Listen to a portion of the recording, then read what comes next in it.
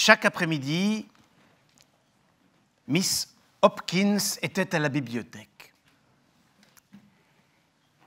Elle flottait sur ses jambes blanches parmi les plis de ses robes amples dans une atmosphère de livres et de fraîches pensées.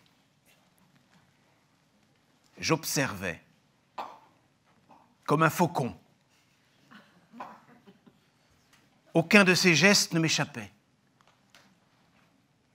Alors, un grand jour est arrivé. Quel jour ça a été! Dissimulée dans la pénombre des étagères obscures, je l'observais. Debout derrière son bureau comme un soldat, elle tenait un livre, les épaules baissées, le visage si doux et si grave, et ses yeux gris suivaient le sentier battu des lignes imprimées. Mon regard était si intense et affamé qu'elle a sursauté. Elle a soudain levé les yeux et blêmi en percevant la proximité d'une horrible menace. Je l'ai vue humecter ses lèvres, puis me suis retourné. Un peu plus tard, je l'ai encore regardée. C'était magique. Elle a frissonné, jeté des regards gênés autour d'elle, passé ses longs doigts sur sa gorge, soupiré, puis repris sa lecture. J'ai laissé quelques secondes s'écouler, puis je l'ai encore regardée. Elle tenait toujours son livre. Mais qu'était ce livre? Je l'ignorais, mais savais en revanche que je devais l'avoir pour que mes yeux suivent le chemin que ses yeux avaient suivi avant moi. Dehors, c'était le soir, le soleil jetait de l'or sur le sol. Ses jambes blanches, silencieuses comme des fantômes, ont traversé la bibliothèque vers les fenêtres et elle a relevé les stores. Dans sa main droite se balançait ce livre qui frottait contre sa robe tandis qu'elle marchait. Il touchait ses mains, les immortelles mains blanches de Miss Hopkins, pressées contre la chaude douceur blanche de ses doigts serrés. Quel livre! Je devais avoir ce livre. Seigneur, je le désirais pour le tenir, l'embrasser, l'écraser contre ma poitrine.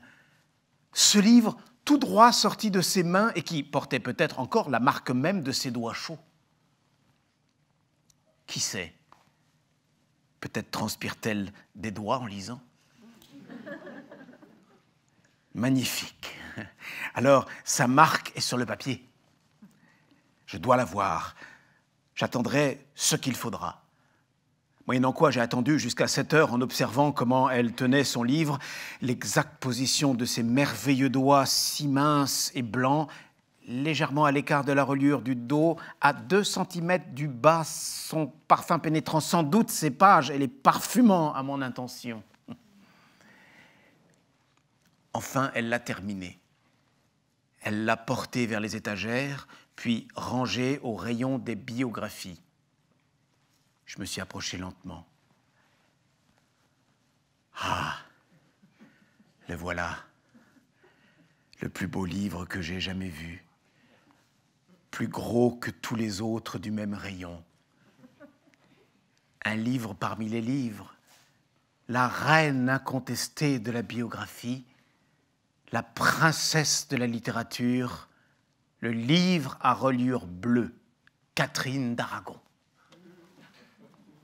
C'était donc ça, une reine lit la vie d'une autre reine. Quoi de plus normal? Et puisque ses yeux gris avaient cheminé le long de ces lignes, les miens ne tarderaient pas à leur emboîter le pas. Je dois la voir, mais pas aujourd'hui. Demain, je viendrai, oui, demain. Alors l'autre bibliothécaire, la grosse laide, sera là. Il sera à moi, rien qu'à moi. Mais en attendant cette heure bénie, j'ai caché le livre derrière d'autres pour que personne ne puisse le prendre pendant mon absence. Le lendemain, je suis arrivé de bonne heure, à 9 heures pile. Catherine d'Aragon, une femme merveilleuse. La reine d'Angleterre, la compagne de lit d'Henri VIII. Bon, cela, je le savais déjà, sans nul doute. Miss Hopkins avait découvert dans ce livre la vie intime de Catherine et d'Henri. ces passages traitant de l'amour ont-ils ravi Miss Hopkins? Son dos a-t-il frissonné? A-t-elle respiré plus fort? Sa poitrine s'est-elle gonflée? Une mystérieuse démangeaison a-t-elle agacé ses doigts? Bien sûr que oui. Et qui sait, elle a peut-être même hurlé de joie et senti un étrange bouleversement au tréfonds de son être, l'appel de la féminité. Oui, aucun doute là-dessus, oui, oui.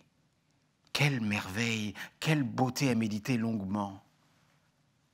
J'ai donc tendu le bras vers le livre, puis je l'ai pris à deux mains. Voilà. Dire qu'hier seulement elle l'avait tenu entre ses doigts chauds et qu'aujourd'hui ils étaient miens. Il était mien. Merveilleux, un acte du destin, un miracle de succession. Quand nous serons mariés, j'en parlerai à Miss Hopkins. Nous serons allongés nus au lit. J'embrasserai ses lèvres, j'aurai un léger sourire de triomphe et je lui dirai que j'ai vraiment commencé à l'aimer le jour où je l'ai vu lire certains livres. Et je rirai encore, mes dents blanches scintilleront, mes yeux noirs romantiques jetteront des éclairs et je lui avouerai enfin la vérité de mon éternel et brûlant amour. Alors elle se serrera contre moi, ses beaux seins plantureux et blancs toucheront mon buste et les larmes ruisselleront sur son visage tandis que je l'emporterai sur d'interminables vagues d'extase. Quelle journée! J'ai approché le livre de mes yeux en cherchant la trace de ses doigts blancs à 2 centimètres du bas de la reliure. Il y avait bel et bien des empreintes digitales. Elles appartenaient peut-être à d'autres, mais pour moi, c'était celle de Miss Hopkins. Je les ai embrassées en marchant vers le parc. En fait, je les ai tellement embrassées qu'elles se sont toutes brouillées pour former une tache bleue humide, tandis que je goûtais sur mes lèvres la saveur douceâtre de la teinture bleue. Dans le parc, j'ai rejoint mon endroit préféré et je me suis mis à lire.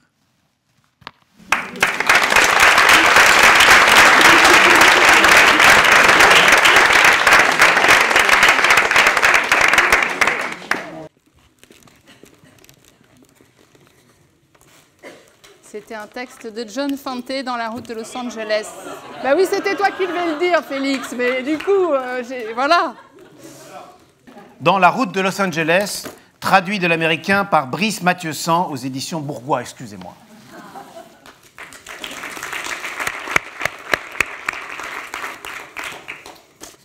Alors, Alexandre.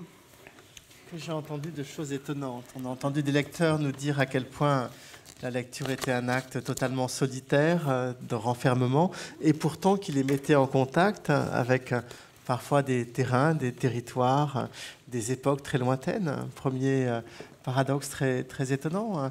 C'est tout à fait troublant, cette manière que la communication littéraire a à la fois d'être ce silence, ce moment où on est inaccessible aux plus proches, et en même temps celui où, dans ce moment d'inaccessibilité, eh bien, on peut être aussi loin, je ne sais pas moi, que le premier grand texte littéraire, que l'épopée de Gilgamesh, ou qu'on peut rêver avec Achille.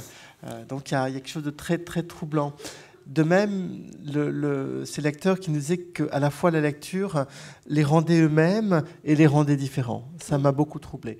À la fois, ils étaient jamais autant eux-mêmes que dans ce moment, mais ce moment était un moment où ils se déplaçaient dans d'autres êtres, dans d'autres imaginations, dans d'autres époques. Et je crois que c'est quelque chose qui est tout à fait troublant pour nous. C'est une opération mentale assez extraordinaire, si on y pense, que celle qui nous permet comme ça de nous déplacer. Il y a une vieille légende que j'aime beaucoup, qui est racontée par Stern, qui est racontée ensuite, qui est reprise par les théoriciens de la fiction, mais je pense qu'il fait vraiment sens, qui raconte que, en fait, au début, dans l'Antiquité, les êtres humains avaient une petite fenêtre au niveau du front, à travers laquelle on pouvait lire leurs pensées. Et donc, tout allait bien. C'était un moment un peu idyllique. Et à cause d'une rivalité, comme les Grecs aiment l'imaginer, entre deux dieux en colérique, on a fermé cette fenêtre. Et ce que dit Stern dans Tristan Shandy, c'est que, en fait, la lecture permet de réouvrir cette fenêtre. en fait. Je peux savoir ce qui se passe dans la tête d'un esclave grec par le récit comme on fait chez Yourcenar. Je peux savoir ce qui se passe dans l'esprit d'une femme en lisant Virginia Woolf. Et c'est ce mystère de la lecture, je trouve qu'on a magnifiquement entendu tout à l'heure.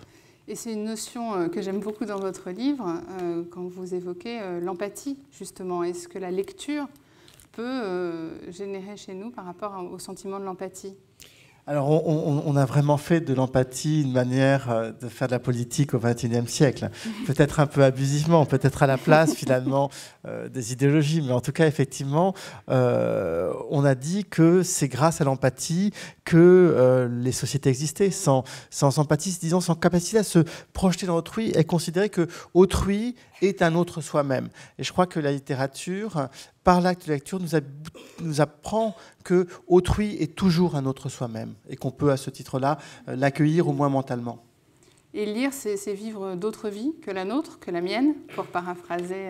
Oui, alors évidemment, c'est le grand motif, la grande formule qu'on emploie pour la littérature, au point d'ailleurs qu'on a pu la condamner parce qu'elle nous faisait vivre des choses potentiellement dangereuses. On entendait ça aussi. Hein. La lecture peut être troublante, elle peut gêner. Et effectivement, on a le procureur Pinard en a beaucoup voulu à Flaubert de permettre aux femmes de se projeter dans la tête d'une femme adultère en considérant que ce n'était pas bien du tout et que si elles restaient dans la prison mentale qui était la leur, elles seraient moins susceptibles de tentation. Donc effectivement, ça pose toute une série de questions morales et c'est autant un agrandissement de l'âme, effectivement, que l'accès à de nombreux dangers, de nombreux heureux dangers sans doute. Alors, on va repartager ensemble un petit questionnaire. Vous l'attendez tous, elle a su créer un style en imposant le sien. La presse l'a même déjà consacré Madone du spleen, chaque dimanche sur France Inter. Eva pratique la consolation par les arts et collecte pour nous les remèdes à la mélancolie des personnalités qu'elle reçoit. Ce soir, elle nous donne ses remèdes à elle et nous parle de la place unique qu'occupent les livres dans sa pharmacopée. Aux petits mots, les grands remèdes. Prescription garantie. Je vous demande d'accueillir maintenant mademoiselle Eva Bester. C'est là.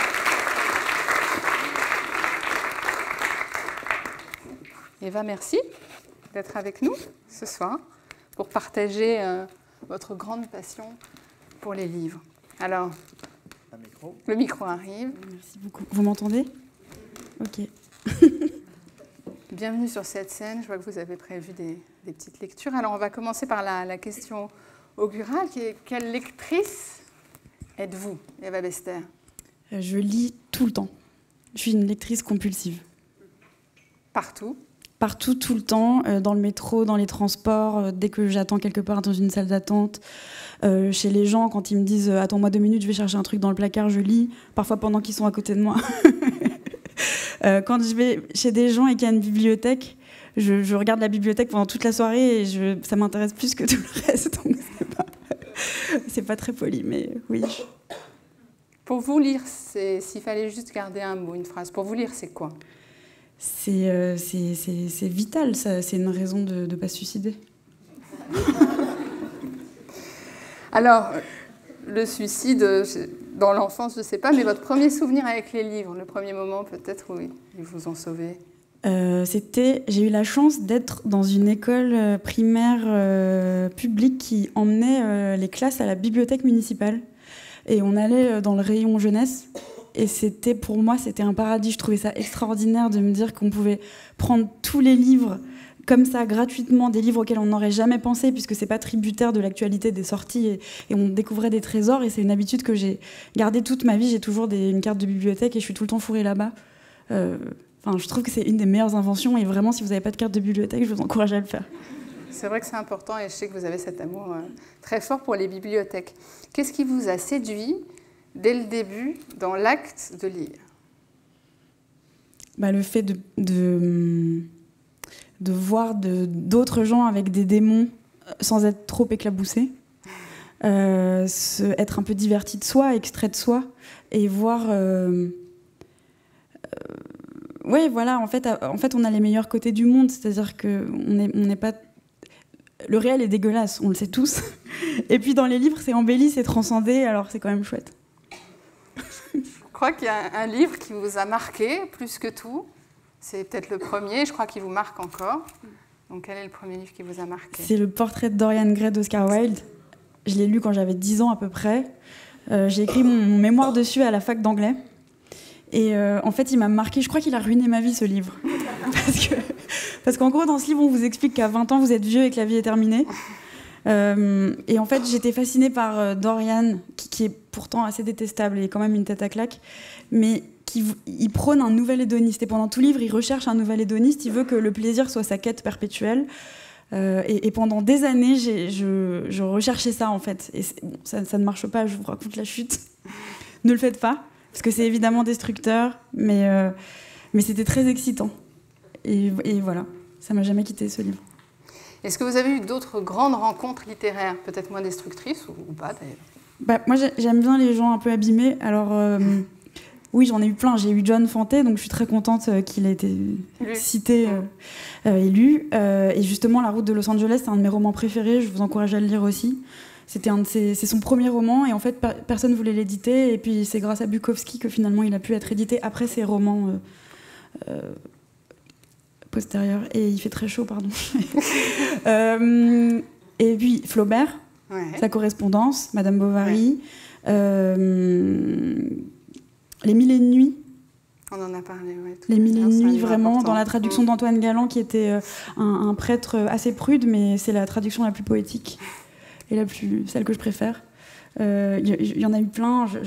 Pas Bukowski, parce qu'en fait, Bukowski, je l'adore, c'est un de mes chouchous, mais il est très inégal, parce que bon, il était quand même la plupart du temps totalement sous, et ça se sent, c'est pas une plume étincelante. Il est très rigolo, en revanche, c'est quelqu'un avec qui passer une soirée. Et j'en oublie. On va en trouver d'autres. Qu'est-ce que vous trouvez dans les livres que vous ne trouvez pas ailleurs? Je crois au champ des possibles dans la littérature, et pas du tout dans le réel. En ce qui me concerne, je suis quelqu'un de très optimiste, comme on peut le constater. Oui.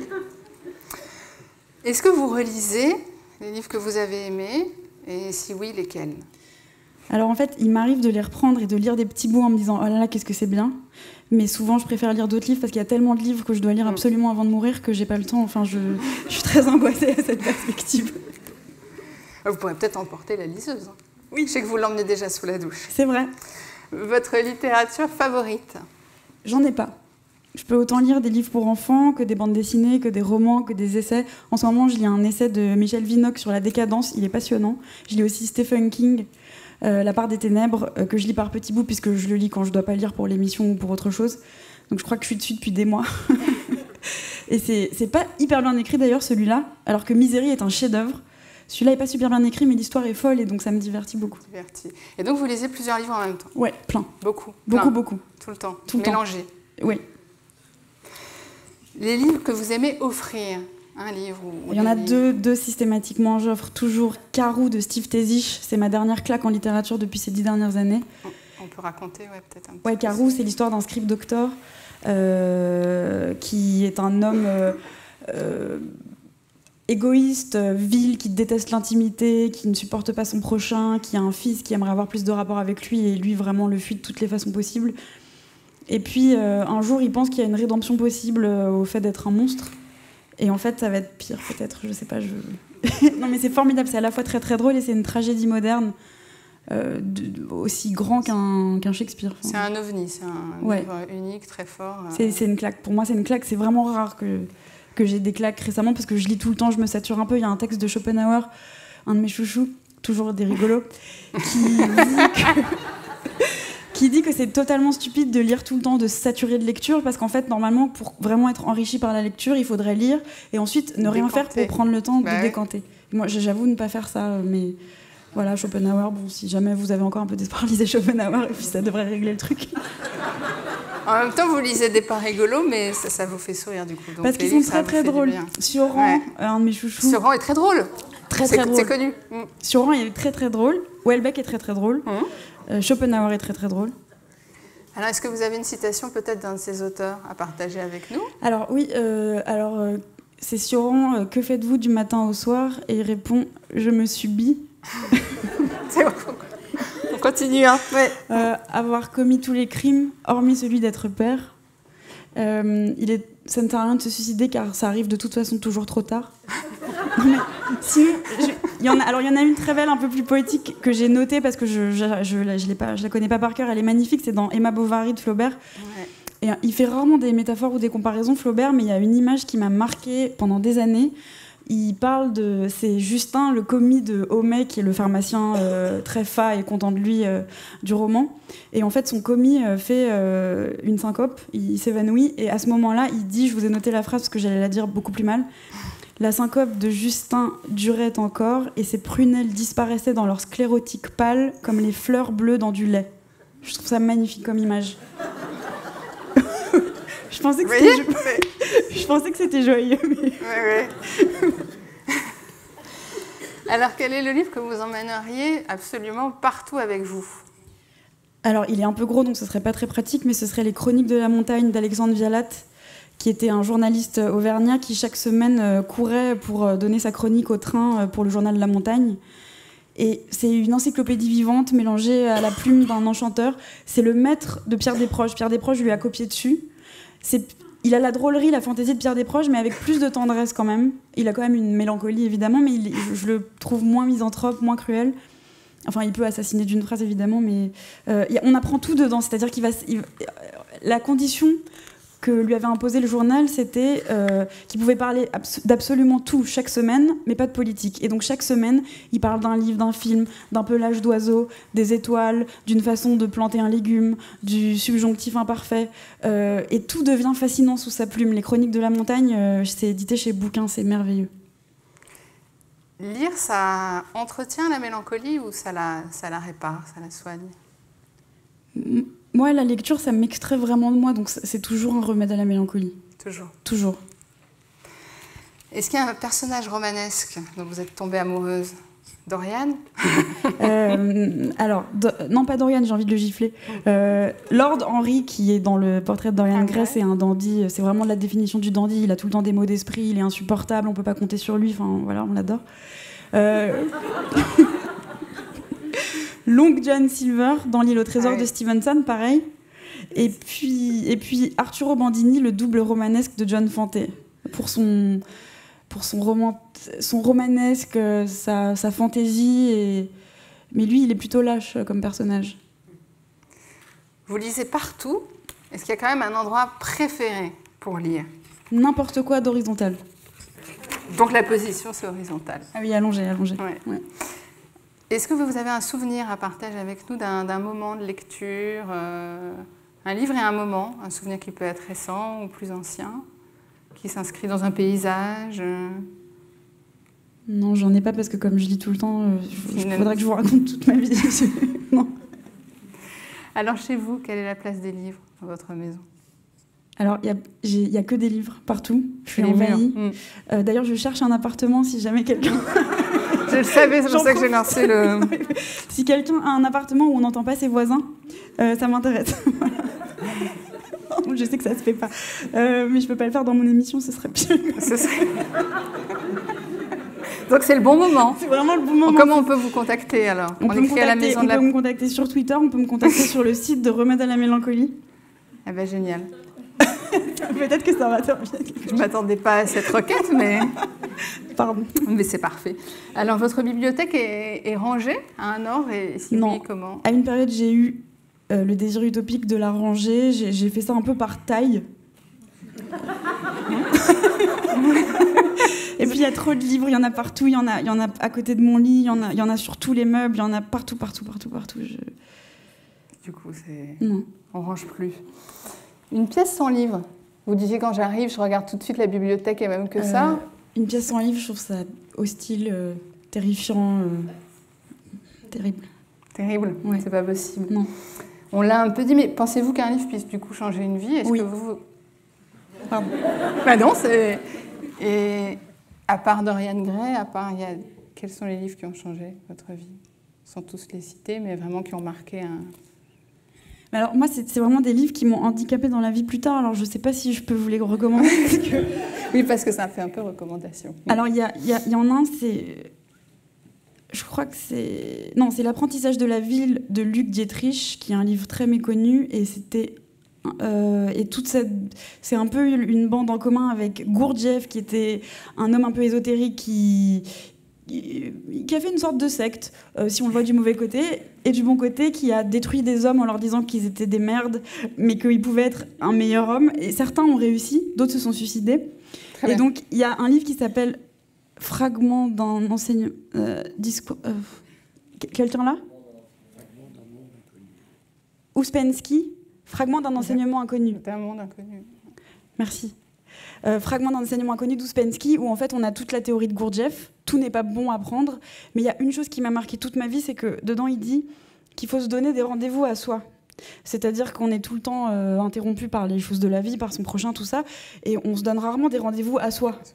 Et voilà, c'est une idée qui m'a accompagnée et me fait sentir totalement inférieure.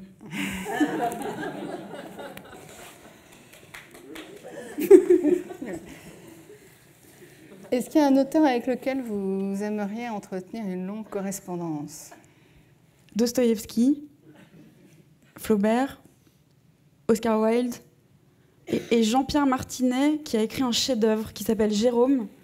Il s'est suicidé après parce qu'en fait, c'est un... en fait... On va réintituler la soirée. Oui. Remède au bonheur. En fait, Jean-Pierre Martinet, si vous ne le connaissez pas, découvrez-le. Et si vous n'avez pas peur des choses trop sombres, parce que c'est très sombre, il voulait faire du cinéma, il a échoué dans à peu près tout. À 40 ans, il est retourné vivre chez sa mère, il était très alcoolique, il a ouvert un kiosque à journaux, puis il s'est suicidé.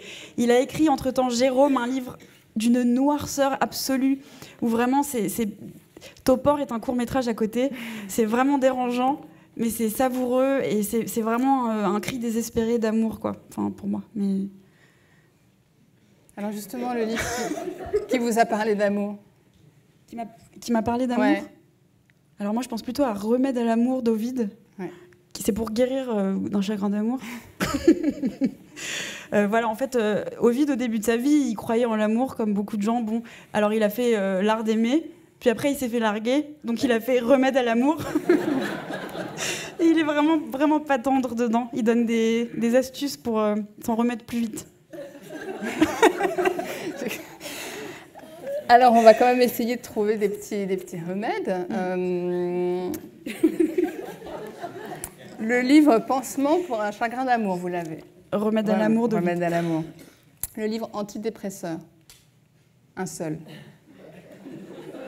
Antidépresseur, c'est possible. Allez, Alexandre Vialat. Le Chronique de la montagne. Réparateur. Si vous en entendez parler, communiquez-le moi. Un livre pour comprendre le monde. Alors, le dictionnaire et Journal d'un curé de campagne pour voir la noirceur du monde, mais bon... non, attendez, je vais dire un truc quand même plus positif. Non, le dictionnaire, ça me paraît pas mal. C'est pas mal. Le livre pour amuser la libido. J'ai entendu parler de ce concept, mais je... Non. Ça marche pas.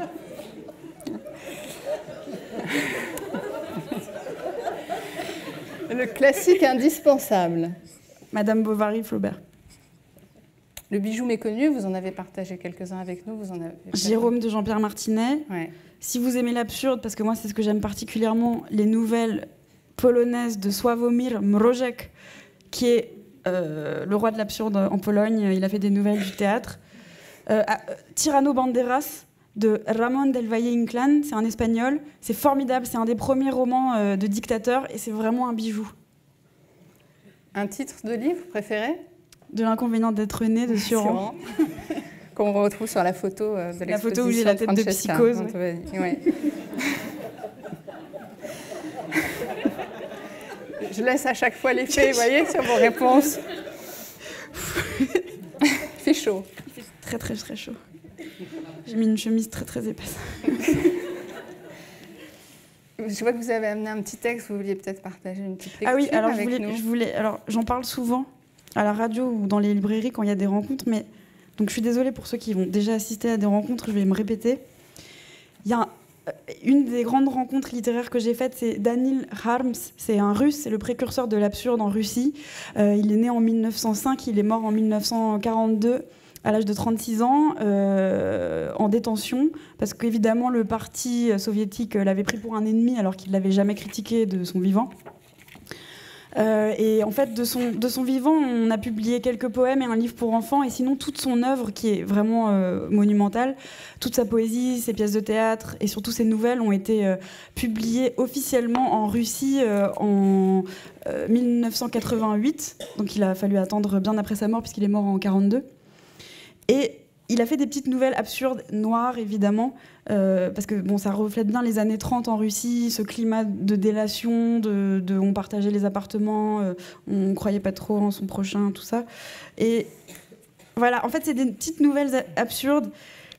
Par exemple, je sais pas, le début d'une, ça c'est un de mes trucs préférés. Il est avec une amoureuse et il dit juste « Nous étions étendus sur le lit, elle était du côté mur, surélevée, et moi j'étais du côté de la table. À mon sujet, on ne peut dire que 2 mots. Oreille décollée. Elle savait tout. » Voilà. Ça, voilà, j'adore. Qu'est-ce que j'ai pris d'autre ? J'ai pris... Je vous lis quoi ? On a... Ouais, on a un peu de temps. Alors, à propos de Pouchkine. Il est difficile de dire quelque chose de Pouchkine à qui ne sait rien de lui. Pouchkine est un grand poète. Napoléon est moins grand que Pouchkine. Et Bismarck n'est rien du tout à côté de Pouchkine. Et Alexandre Ier, II et III ne sont que des bulles de savon en comparaison de Pouchkine. Et tout le monde n'est que bulles de savon en comparaison de Pouchkine, mais en comparaison de Gogol, c'est Pouchkine qui est une bulle de savon. C'est pourquoi, plutôt que de Pouchkine, je vais parler de Gogol. Mais Gogol est si grand qu'il est impossible de dire quoi que ce soit à son sujet. C'est pourquoi je vais quand même parler de Pouchkine. Mais après Gogol, parler de Pouchkine est un peu offensant. Et de Gogol, impossible. C'est pourquoi je préfère ne rien dire du tout. Voilà, il y a ça. Ça, j'adore. Et je vous en ai sélectionné un autre. Fable. Oui, donc c'est une petite fable. Un homme de petite taille déclara « J'accepterai n'importe quoi à condition d'être un tout petit peu plus grand. » À peine eut-il prononcé ces mots qu'en regardant devant lui, il vit une fée. « Que veux-tu » dit la fée. Mais l'homme de petite taille reste cloué de peur sans oser dire un mot. « Alors » dit la fée. Mais l'homme de petite taille reste là sans rien dire. La fée disparut. Alors l'homme de petite taille se mit à pleurer et à se mordre les doigts. Il se rongea d'abord tous les ongles de la main, puis ceux des pieds. Lecteur, réfléchis bien au sens de cette fable et tu ne te sentiras pas très bien. Merci. Bah non, mais merci à vous. Merci Eva Bester. Merci. Merci beaucoup. Merci, au revoir.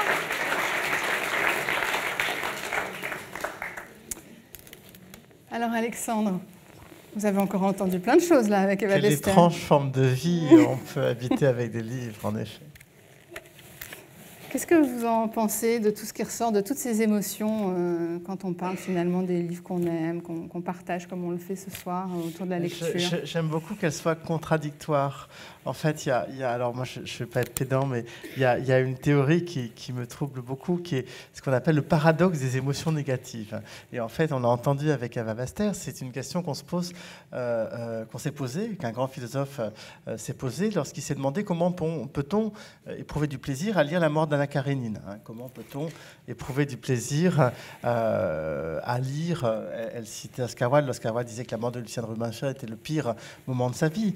Et je crois qu'on a entendu très, très, très joliment dit ce rapport un peu masochiste qu'on a avec ces lectures un peu crucifiantes à la suivante, etc. Donc c'est au fond ce paradoxe de ces émotions qu'on va trouver très négatives en lecture, qu'on va rechercher. Et pourquoi les recherche-t-on? Est-ce qu'elles nous font du bien? Est-ce qu'on les transcende? Est-ce qu'on les répare? Est-ce qu'on les oublie? Est-ce qu'on les transmet dans le plaisir? Ça, je crois que c'est un grand mystère. Et ce n'est pas ce soir que je vais vous donner une réponse. Et les effets sont différents finalement chez chaque lecteur, parce que c'est à chaque lecteur. Ah oui, alors c'est pour ça que il y a un écrivain que j'aime beaucoup qui s'appelle Marcel Schwab qui disait que le lecteur écrivait entre les lignes. En fait, un lecteur, il a la liberté de se projeter dans le personnage d'un méchant. Il n'est pas obligé de se projeter dans le personnage sympathique.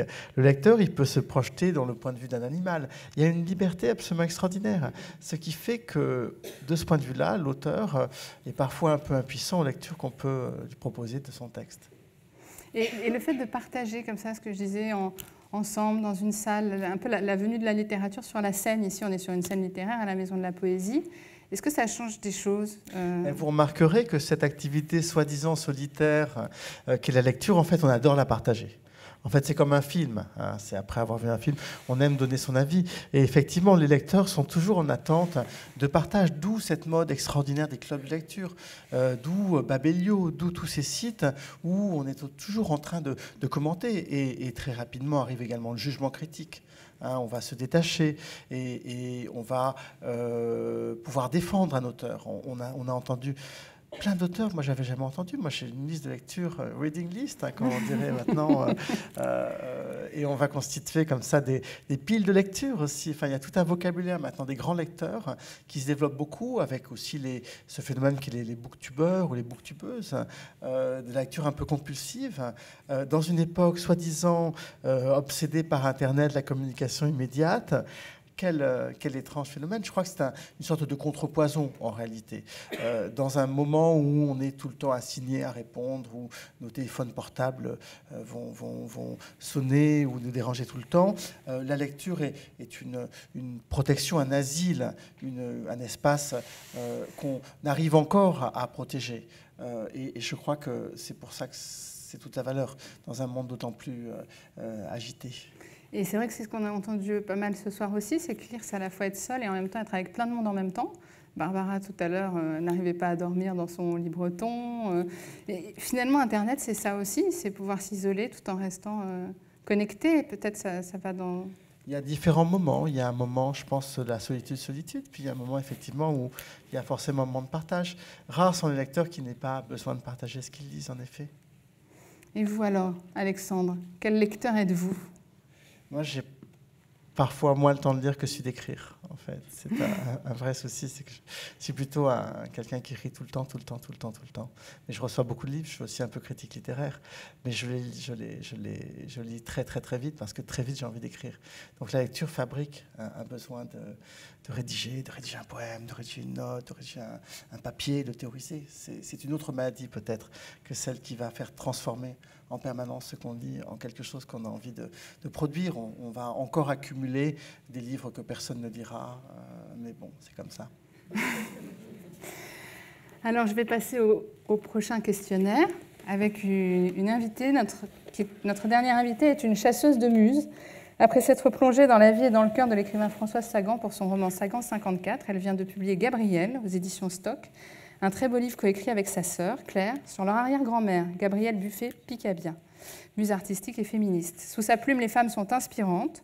Nous allons découvrir maintenant celles et ceux qui l'inspirent, elle, côté lecture. Je vous demande d'accueillir notre dernière invitée, Anne Verest. Là. C'est là pour vous. Mais on peut changer si vous voulez. Bonsoir. Bonsoir. Merci d'être avec nous. Merci vous d'être là. Alors, première question, la question augurale que j'ai posée tout au long de la soirée. Anne, quelle lectrice êtes-vous ? Infidèle. Je peux lire plusieurs livres en même temps, en commencer un, le jeter. Il faut que celui qui remportera, c'est celui qui tiendra le plus mon attention. Le premier contact avec la lecture, le premier souvenir. Donc en fait, j'ai 5 ans et la mairie décide d'offrir aux enfants de l'école maternelle un livre avec lequel ils vont apprendre à lire en CP. Et il y avait plein de livres sur la table, et celui-là, je le vois, c'était sur la vie des vers de terre. Et quand je vois ce livre, j'ai une sorte de pulsion, et je me dis, c'est celui-là qui doit être à moi. J'ai appris à lire avec ce livre, et à 6 ans, je l'ai gardé, en me disant, un jour, j'aurai un enfant, et quand il apprendra à lire, je le lui donnerai. Et ma fille a 6 ans, et la semaine dernière, elle s'est endormie avec le livre sur les vers de terre. Bravo. Pour vous, lire, c'est c'est vivre d'autres vies que la mienne. le premier auteur que vous avez aimé. Alors, c'est le premier auteur qui m'a donné la notion d'auteur, c'est Roald Dahl. C'est-à-dire qu'en lisant Roald Dahl, j'ai compris que c'était la même personne qui pouvait écrire plusieurs livres différents. Donc c'est avec lui que j'ai découvert la notion d'auteur. Et à part le ver de terre, quel est après le premier livre qui vous a marqué et le prochain que vous offrirez peut-être à votre fille? C'est un livre qui s'appelle Fantasia chez les Ploucs. Et alors, je l'ai lu dans la version enfant. C'est-à-dire que c'est un livre qui a été édité par la série Noire, qui est une histoire vue par un enfant d'un vol de diamants qui se retrouve sur un bikini d'une danseuse, d'une call girl, etc. Et moi, j'ai lu la version enfant. Et ce livre, c'est la première fois que je me rendais compte que je pouvais éclater de rire en lisant un livre. Et de me rendre compte que le pouvoir de la littérature, c'était celui de faire rire. Le premier auteur que vous avez passionnément aimé? C'est le premier auteur que j'ai passionnément aimé. Je dirais que c'est un auteur dont je me suis dit qu'il fallait que je l'aime passionnément pour devenir une adulte. Et c'est Marguerite Duras. Mais j'avais 10-11 ans. Ouais. J'ai lu L'amant de Marguerite Duras à 10 ans. La même année où ma mère m'a emmené voir Sexe, mensonge et vidéo. C'était en 89, l'année de la palme. Et alors, le premier livre qui vous a parlé d'amour? Je pense que c'est celui-là, c'est-à-dire que j'ai 10 ans et je lis une phrase qui est « la jouissance qui fait crier ». Et après avoir vu Sexe, mensonge et vidéo, je me suis dit, la littérature et le cinéma, c'est un truc fou. Alors, le livre que vous aimez offrir, est-ce que vous aimez offrir des livres? Est-ce que vous en offrez beaucoup? Oui, alors le livre que je préfère offrir, c'est un livre qui est le livre de cuisine d'Alistoclas. Alistoclas étant la femme de Gertrude Stein, et elle écrit un livre de cuisine qui est merveilleux. Et moi, j'ai une passion pour les livres de cuisine. Je n'aime pas cuisiner, mais j'aime lire dans mon lit des livres de cuisine et regarder les recettes. C'est vraiment une passion.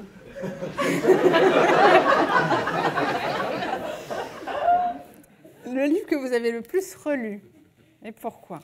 Alors, c'est le journal d'un écrivain de Virginia Woolf, parce que quand je vais pas bien et que je lis son journal, je me dis, c'est comme une grande sœur. Je peux l'ouvrir à n'importe quel endroit, il y a quelque chose qui me parle et où je me dis, oh, elle est passée par là, elle a ressenti les mêmes choses. Les dernières lignes, si je m'en souviens bien, avant qu'elle se jette dans la mer avec des cailloux dans les poches, elle parle d'une recette au crabe. La recette. Le livre de cuisine. Oui. Le livre que vous emmèneriez absolument partout avec vous? Un dictionnaire qui contient tous les livres. Il revient beaucoup le dictionnaire. C'est vrai que les mots, c'est important. Et les définitions. Une citation? Alors, si je cherche la citation qui me... Je ne sais pas pourquoi. Il y a des phrases qui vous viennent, et celle-là, elle est depuis l'adolescence. C'est une citation d'Écume des jours, qui est « Je passe le plus clair de mon temps à l'obscurcir parce que la lumière me gêne ». Le chef-d'œuvre que vous aimeriez relire pour la première fois, redécouvrir vraiment un livre, avoir ce plaisir? Les particules élémentaires. Michel Houellebecq. C'est un peu votre auteur préféré, non? La plus grande vertu de la lecture, selon vous? Pour moi, la lecture a cette vertu qui est d'abolir la mort. Parce que si je lis un livre de Montaigne, je parle avec Montaigne. Il n'y a pas de... J'ai accès à sa pensée, j'ai accès à son... sans qu'il y ait de... Il y a plus de une temps. Connexion. Voilà, entre... voilà. Donc la lecture nous fait vivre avec les morts. Le personnage romanesque dont vous auriez pu tomber amoureux? Alors, ça va être incestuel, ce que je vais vous dire. Mais j'ai écrit un livre sur Francis Picabia, qui est mon arrière-grand-père. Ouais. Et en lisant le livre, en écrivant un livre sur lui, je me suis dit, s'il y a vraiment un mec avec qui j'aurais aimé vivre, c'est Francis Picabia. Et pourquoi il est romanesque? Parce qu'il est aussi un des personnages d'Aurélien d'Aragon. Et dans le livre, il s'appelle Zamora. Voilà. Et Zamora, dans le livre, c'est Picabia. Donc c'est un personnage de roman. Votre titre de livre préféré? Alors il y a un titre dont je me dis qu'il peut coller à absolument tous les livres, de toute la littérature, donc c'est vraiment le meilleur titre au monde, c'est La condition humaine.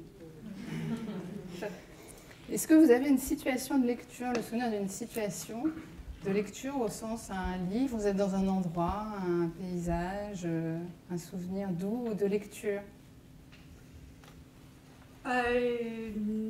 Je pense un souvenir. Je crois que on peut le faire dans un train, on peut le faire dans une baignoire, on peut le faire partout, mais l'endroit où c'est encore le plus doux de le faire, je crois que c'est dans un lit. Quelle est la place des livres dans votre maison, chez vous? Alors, j'imagine qu'il y en a beaucoup. Moi, j'ai été élevée par des parents un peu geeks. Ma mère est linguiste, structuraliste, élève de Chomsky, spécialiste des langues bantoues. Mon père est chercheur spécialiste de l'influence de la Lune sur les marées terrestres. Et j'ai grandi dans une maison où il y avait des livres dans toutes les pièces, absolument partout. Et c'est quelque chose qui, à un moment donné, m'a étouffée. Et donc, chez moi, j'ai peu de livres. Mais une pièce sans livre du tout, pour vous, qu'est-ce que ça représente? C'est apaisant, finalement, peut-être, avec ce que vous Oui, il y a cette chose de dire, quand on rentre chez quelqu'un et qu'il n'y a pas de livre, c'est terrible, etc. Et ben, moi, voilà, j'ai pas ce jugement parce que je dois dire que j'ai un endroit où il y avait trop de livres. Selon vous, en quoi les livres sont-ils essentiels dans nos vies, dans notre société? Pourquoi c'est si important de les défendre, même ici sur cette scène ce soir, d'en parler? En fait, je crois que les livres définissent notre société. Il y a eu une société d'avant les livres. On va bientôt vivre, bientôt, je sais pas, dans 100 ans, dans 200 ans, une société sans livres. Et donc, ce qui aura défini notre société, il y aurait eu l'homo faber, et nous, on aurait été l'homo, je sais pas, liber. Donc, les livres nous définissent, nous, en tant ici et maintenant, dans ce que nous sommes.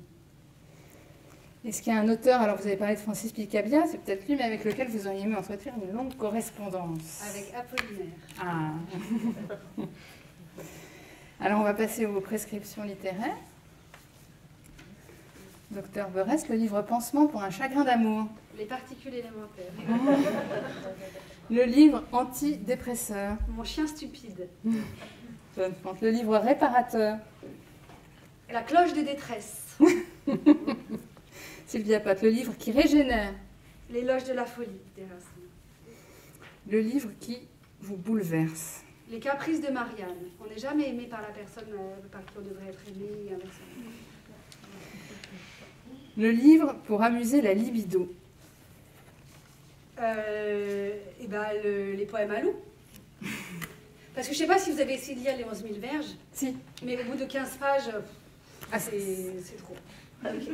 Donc pour amuser la libido, c'est bien d'en rester au poème à loup. Le classique indispensable. Tout Hugo. Le bijou méconnu. L'âge d'or de Pierre Herbart. Vous pouvez nous en parler un petit peu? C'est l'histoire d'un jeune homme qui, l'année de ses 17 ans, va découvrir la bisexualité. Et c'est paru en 1953. Et la première phrase, c'est un truc du genre... Ah ben voilà, j'ai un trou. À 16 ans, j'aimais les filles, et comme j'étais très beau, elles me le rendaient bien. Est-ce que vous avez un coup de cœur du moment? Un livre à nous faire découvrir, que vous voulez découvrir ou que vous relisez? Je suis en train de... J'ai rechigné à le lire, parce que tout le monde l'avait lu. Et c'est comme des films où tout le monde vous dit il faut lire, et vous avez... Et je suis rentrée dedans, et c'est une amie prodigieuse. Ouais, et de savoir que ce livre est si lu et si aimé m'a donné du courage. Le mot de la fin, s'il ne fallait garder qu'un mot, une phrase, pour vous les livres. Essentiel. Merci, Anne Berest.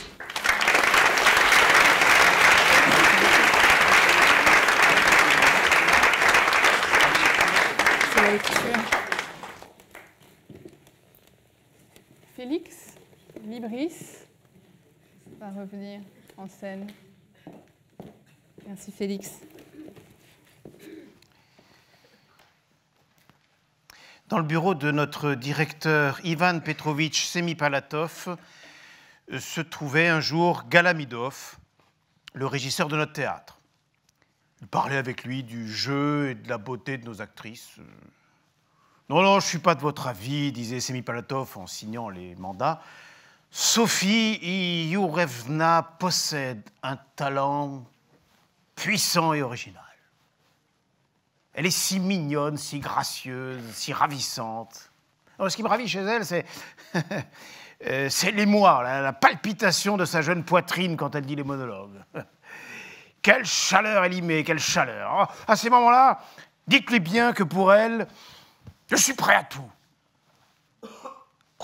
Excellence, voudriez-vous signer cette réponse à la direction de la police de Kherson concernant... Semipalatov leva son visage souriant et il aperçut debout devant lui Merdaïev, un de ses subordonnés. Merdaïev, les yeux écarquillés, lui tendait un papier à signer. Semipalatov se rembrunit, la prose avait coupé l'élan à la poésie au moment le plus intéressant. Oh, on aurait pu s'occuper de ça plus tard, vous voyez bien que je suis en conversation. Oh, que ces gens sont mal élevés, indélicats. Voyons, monsieur, monsieur Galaminov, vous disiez qu'il n'y avait plus chez nous de type à la gogole. Mais en voilà un. Qu'est-ce qui lui manque? Il est sale, il a les coudes usés, il louche, il se peigne jamais. Et regardez comme il écrit. De quoi ça a l'air? C'est bourré de fautes. Ça ne tient pas debout, il écrit comme un savetier. Non mais regardez. Oh oui, me dit Galamidov après avoir examiné le papier. En effet. Ah, vous ne devez pas lire beaucoup, monsieur Merdaïev. Mais c'est inadmissible, mon cher, continua Semipalatov. J'en ai honte pour vous. Vous ne liriez même que des livres. La lecture, c'est très important, dit Galamidov. Très important. Vous lisez et vous constaterez tout de suite que votre horizon se transforme radicalement. Des livres, vous pouvez vous en procurer où vous voulez, chez moi, par exemple. Avec plaisir. Tenez, je vous en apporterai demain, si vous voulez. Remerciez monsieur, mon cher, dit Semipalatov. Merdaïev salua gauchement, remua les lèvres et sortit. Le lendemain, Galamidov revint au bureau avec un paquet de livres. C'est à ce moment-là que commence notre histoire. Les générations futures ne pardonneront jamais à Semipalatov son acte inconsidéré. On pourrait peut-être le pardonner à un jeune homme, mais à un conseiller d'État actuel, plein d'expérience, jamais. À l'arrivée du régisseur, Merdaïev fut appelé au bureau. « Tenez » lui dit Semipalatov en lui tendant un des livres qu'avait apporté Galamidov. « Lisez, mon cher, lisez attentivement. » Merdaïev prit le livre de ses mains tremblantes et sortit. Il était pâle. Il louchait et roulait des regards inquiets dans toutes les directions comme s'il demandait de l'aide aux objets environnants. Nous prîmes le livre et commençâmes à l'examiner avec précaution. C'était le comte de Monte Cristo. Ah, tu ne peux pas aller contre sa volonté, dit en soupirant notre vieux comptable, Prokhor Semyonitch Izoudilda. Essaie, mets-en un coup, lis-le petit à petit. Grâce à Dieu, ça lui sortira peut-être de la tête et tu pourras laisser tomber. N'aie pas peur, l'essentiel, c'est de ne pas approfondir. Merdaïev enveloppa son livre d'un papier et s'assit et tenta de se mettre au travail. Mais cette fois, il n'y arrivait pas. Ses mains tremblaient, ses yeux louchaient de différents côtés. L'un au plafond, l'autre se l'encriait. Le lendemain, il arriva au bureau, les yeux gonflés de larmes. « Je m'y suis pris à 4 fois, dit-il. J'y comprends rien, c'est compliqué, c'est confus. » Au même moment, Semipalatov, qui passait le long des tables, s'arrêta devant Merdaïev et lui demanda « Et alors, vous avez lu le livre ?»« Je l'ai lu, Excellence. »« Ah, de quoi parlait-il, mon cher? Allez, racontez un peu !» Merdaïev leva la tête et remua les lèvres. « J'ai oublié, Excellence, dit-il au bout d'une minute. »« Mais ça veut dire que vous ne l'avez pas lu. Ou alors, je ne sais pas, vous n'avez pas lu attentivement. » Vous avez lu comme un automate. Ce n'est pas ainsi qu'il faut faire. Lisez-le encore une fois. D'ailleurs, messieurs, je vous le recommande à tous, lisez, lisez tous. Prenez des livres sur l'étagère de ma fenêtre et lisez, lisez. Parabolov, venez, venez, venez. Prenez un livre. Protkosev, venez aussi. Vous aussi, Smirnov, hein, venez tous, messieurs, je vous en prie. Ils allèrent tous prendre un livre. Seul Prokhor Semyonovitch Boudilda osa élever une protestation. Il écarta les bras, hocha la tête et dit « Veuillez m'excuser, Excellence, plutôt la retraite. Je sais où ça mène, toutes ces critiques et tous ces ouvrages. Depuis qu'il s'est mis à lire, l'aîné de mes petits-fils traite sa mère d'imbécile. Et pendant tout le carême, il lampe du lait. Excusez-moi. » « Vous n'y comprenez rien, dit Semipalatov, qui avait l'habitude de pardonner toutes les impolitesses du vieillard. Mais Semipalatov se trompait. Le vieillard comprenait tout. Au bout d'une semaine, nous vîmes les fruits de la lecture. Protkosev, qui avait achevé le tome 2 du Juif errant, appela Prokhor Semyonovitch Boudilda jésuite. Smirnov se mit à venir au bureau en état d'ivresse. Mais la lecture n'agit sur aucun autant que sur Merdaïev. Il maigrit, se voûta et se mit à boire. Prokhor Semyonovitch Boudilda suppliait Merdaïev « Je prierai éternellement pour vous, demandez à son Excellence qu'il veuille bien m'excuser, je ne veux pas lire, je lis jour et nuit, je ne dors pas, je ne mange pas. Ma femme s'est épuisée à lire à haute voix, mais Dieu me damne, je n'y comprends rien. Sauvez-moi la vie !» Prokhor Semyonovitch Boudilda s'enhardit à plusieurs reprises jusqu'à avertir Semipalatov, mais ce dernier se contentait de lui répondre par un geste de dédain. En faisant le tour de ses services en compagnie de Galamidov, il leur reprochait à tous leur ignorance. Deux mois passèrent ainsi et toute cette histoire se termina d'une façon terrifiante. Un jour, Merdaïev, en arrivant au bureau, au lieu de prendre sa place, se jeta à genoux au milieu de ses collègues, se mit à pleurer et dit « Pardonnez-moi, chrétiens orthodoxes, je fais des faux billets. » Ensuite, il entra dans le bureau du directeur, se mit à genoux devant Semipalatov et dit « Pardonnez-moi, Excellence, hier j'ai jeté un enfant dans un puits. » Il se tapa le front par terre et se mit à sangloter. « Qu'est-ce que ça signifie » s'étonna Semipalatov. « Cela signifie, Excellence, dit Prokhor Semyonovitch Boudilda, en s'avançant avec des larmes dans les yeux, que son esprit bat la campagne. Voilà ce que votre Galamidov a fait avec ses bouquins. Dieu voit tout, Excellence. Et si mes paroles vous déplaisent, permettez-moi de prendre ma retraite. Plutôt mourir de faim que de voir des choses pareilles sur mes vieux jours. » Semipalatov pâlit et se mit à arpenter la pièce. « Je ne recevrai plus Galamidov, dit-il, d'une voix sourde. Et vous, messieurs, tranquillisez-vous. Je vois mon erreur à présent. Merci, vieil homme. » Et depuis ce temps-là, il ne se passa plus rien chez nous. Merdaïev se rétablit, mais pas complètement. Aujourd'hui encore, quand il voit un livre, il tremble et détourne la tête.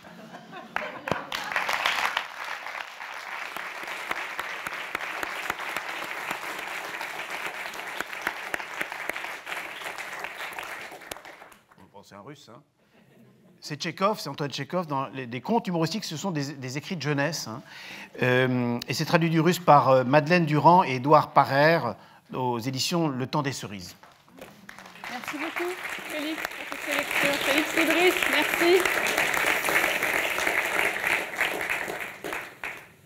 Alexandre, notre soirée touche à sa fin. Mais on a une petite invitée surprise. Qui s'appelle Madame Combesco. Est-ce que Madame Combesco est dans la salle? On va faire monter un peu le public sur scène. Est-ce qu'elle est toujours là, Madame Combesco? Ah ben la voilà. Christine Combesco, la plus fidèle spectatrice de la Maison de la Poésie et qui va un peu monter sur scène pour que le public monte un peu avec nous sur scène ce soir. Madame Combesco, vos applaudissements. Je te laisse faire. Non, je donne ma place. Je te laisse. Allez-y, allez-y. On va... Du coup... Je vais me mettre sur le tabouret. pour que vous puissiez échanger un petit peu. C'est Alexandre qui va parler un petit peu avec vous. On ne s'est pas présenté, on m'a juste dit que vous étiez la plus fidèle spectatrice de la Maison de la Poésie, et un hommage au fond à la vitalité de ce lieu. C'est ça? C'est vrai. C'est aussi pour ça que j'essaye de monter sur scène pour traduire, parce que je pense que derrière la lecture, il faut un ensemble de gens autour de soi qui nous permettent aussi. Et ce lieu qui est la Maison de la Poésie, non seulement sur le plan de la présence des équipes, auxquelles je crois beaucoup, et qui, quelque part, c'est comme un comité invisible pour les auteurs que j'admire. Il y a un ensemble de gens qui sont toujours en moi, quoi. Et la Maison de la Poésie, c'est non seulement j'y vais, j'y viens, j'y suis fidèle depuis des années, mais là, dans ce que m'offre la Maison de la Poésie, il y a une palette très importante d'activités qui sont, pour moi, nouvelles, à savoir que ça va depuis les revues que j'aime bien aussi, puisque dans la lecture, ce que j'aime aussi, c'est un ensemble, ça veut dire depuis la présence du papier, la typographie, l'écriture, le bouquin, les éditeurs, les revues. Donc ici, dans la Maison de la Poésie, je suis heureuse. Et je pense que je vais aussi faire passer ce message auquel je tiens, qui m'habite entièrement. C'est la joie d'abord de venir ici, la joie de lire. Il y a une gaieté. Je sais pas, je fais partie d'une génération où nous aimions aller écouter Deleuze le week-end. On n'avait que des cafés noirs et des cigarettes, mais on était heureux. Je veux dire que ce bonheur d'aller ensemble écouter quelqu'un qu'on ne connaît pas ou quelqu'un qu'on connaît, ou un texte, ici, à la Maison de la Poésie, cette joie-là, elle nous est offerte. Donc c'est pour ça aussi que j'ose monter là avec vous. Alors, comme vous êtes sur scène pour la première fois à la Maison de la Poésie, je vois que vous avez un petit livre, vous avez peut-être un ou deux textes à partager avec nous pour conclure joyeusement cette soirée. Oui, je vais vous choisir. Ici, dans la maison, on sait que j'ai des préférés aussi en poésie.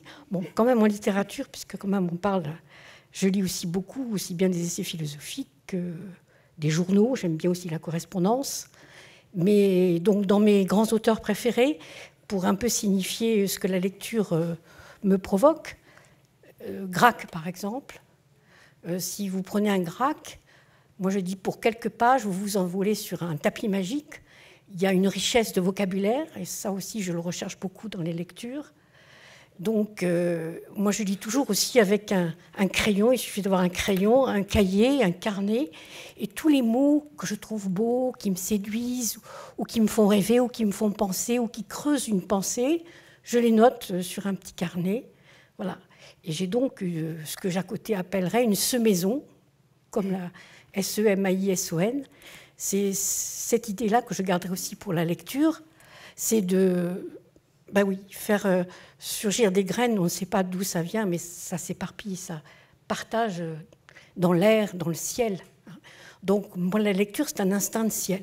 J'en ai besoin autant que de voir le ciel ou d'avoir une fenêtre ouverte. Quand je descends en province, que je vais travailler assez souvent, je demande une fenêtre qui s'ouvre sur le ciel, sur, si possible aussi, les étoiles.